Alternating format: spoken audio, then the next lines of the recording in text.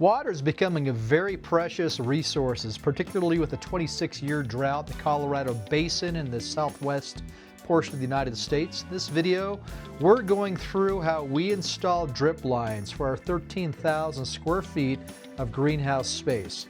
These drip lines enable us to target water directly to where the plants are growing, thus minimizing weeds and also wasted water that could otherwise be converted into agricultural products. We use plastic with holes cut into them, and then the seeds are planted in those holes and the drip lines are placed in those locations so that we can target our watering very effectively.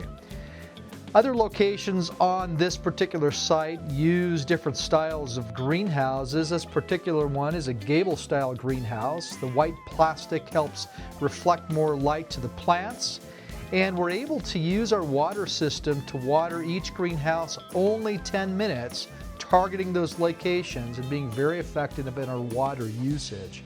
This particular greenhouse is kind of a mix of things that we are trying to test. These are recycled buckets that we're using compost in to optimize our growth. The drip lines are placed right into the buckets, and we can target the watering and adjust the flow with those individual valves to improve the efficiency of our agricultural system.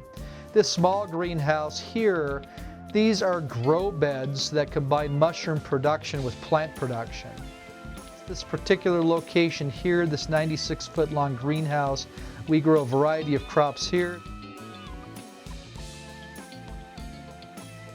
This one's a very small greenhouse, only 200 square feet. It's kind of an experimental greenhouse to do targeted crops in.